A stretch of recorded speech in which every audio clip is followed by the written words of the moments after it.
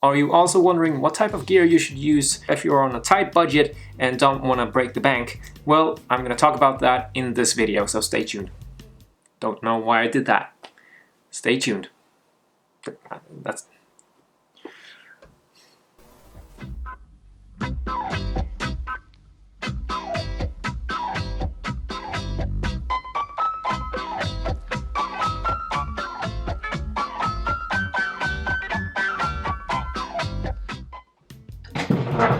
Ooh, I got something. Wow, this lens is really like...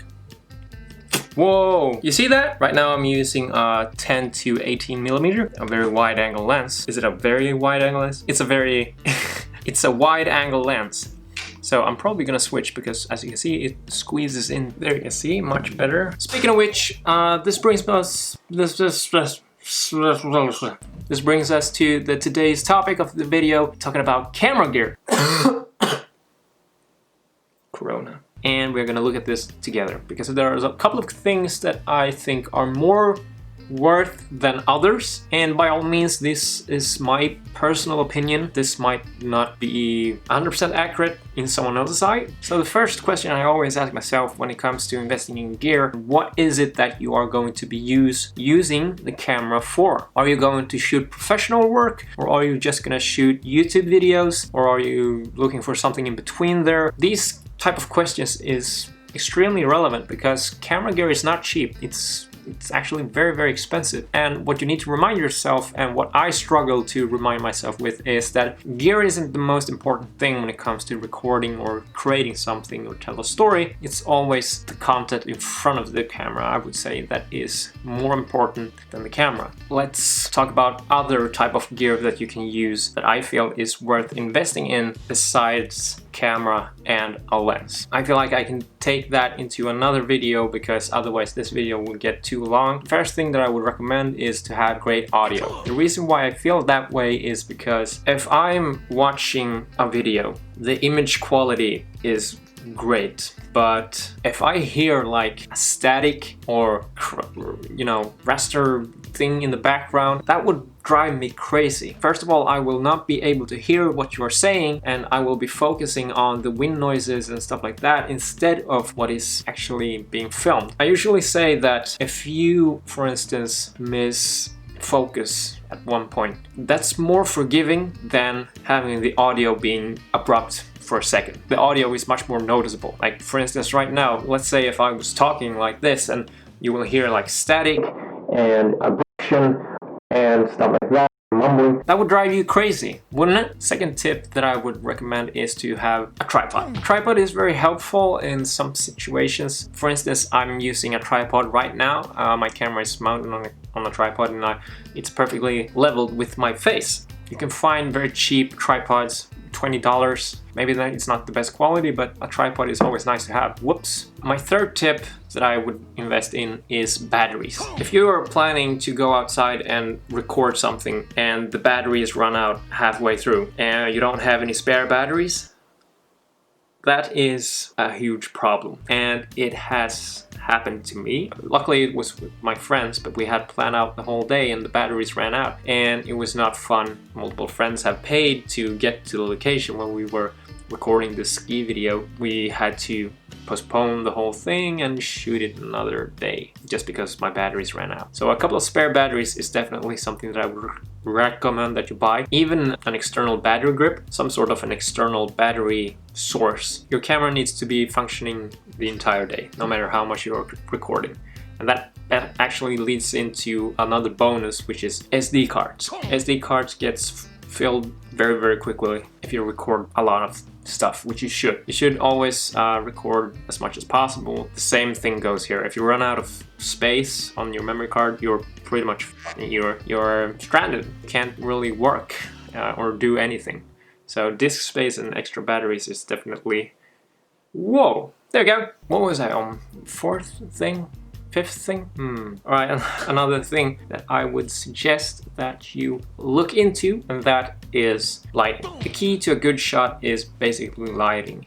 If you control the light, you control the scene, I would say. Learning how to control light is probably the hardest thing when it comes to filmmaking, at least, and maybe also in photography. There's a whole science behind it, and it takes a whole lot of practice in order to find these beautiful lighting shots. That is something that I don't consider in my YouTube videos. I'm basically relying on the sunlight, which you are noticing right now. The sun can change immediately, and then the weather can change and the lighting can change, and if you learn how to control the lighting, that would be great. And by learning to control the lighting, I mean invest in lighting. Maybe buy a little portable, some sort of LED dimmable lights is also very useful. Maybe I can find like an example on how that looks like. This is how it looks like. Did I find it? Speaking of which, you can now see that the light is going back, and that brings me to number 5 or 6, I can't remember. And that is to invest in filters, more specifically ND filters. So you can shoot in broad daylight without having to always constantly change your camera settings. An adjustable one that I'm having, you can basically control the image depending on how much light that is being everywhere around you. And if you just buy filters, that's fine too, because you protect the lens and the lifespan of that lens is going to extend, which is very nice because then you can sell it for a more beneficial type of price, I would say. I think that was all of the tips I had for today's video on what type of gear outside of the camera and the lens that I would recommend to look into. There are some honorable mentions. For instance, a cage to the camera is very good because it can protect the camera, and it's also very easy to just carry the camera around with you. Also, you can buy an extra monitor onto that thing, but it's not necessary, but it helps, you know? All of the extra stuff helps, but you can definitely get some job done with just the LSD. That's all the tips. What I'm trying to say is you can get a lot of stuff done with the LCD screen that is mounted on the camera. One last extra thing that you can buy to get those great cinematic shots is to purchase a stabilizer. Steady shots is immediately making the footage look more professional. A gimbal or an electric stabilizer is awesome to have, but some cameras come with, I can't actually hear myself. Some cameras come with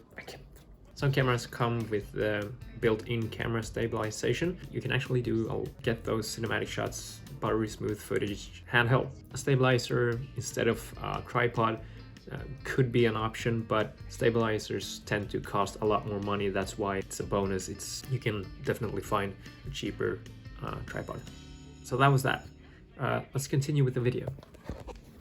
That's all the tips I have for this video. Maybe I will go more in depth in all these types of things that I just mentioned and explain a little bit more about them, what's beneficial with them and why they are so good as they are. Right now I just mentioned them a little bit quick because I think they are very necessary to have. Now for YouTube content from my side, I don't really care about the gear that I'm using as long as I'm giving some sort of information that is valid or useful for the viewer. I'm satisfied. If I'm gonna do professional work, I would probably just rent the gear as I have done in the previous productions I've been with. I haven't really decided which type of gear that I'm gonna use, but all my money is being saved up for the moment. But yeah, it's working. It's getting the job done. I'm right here talking to you, so obviously it's getting the job done. I don't feel the necessity,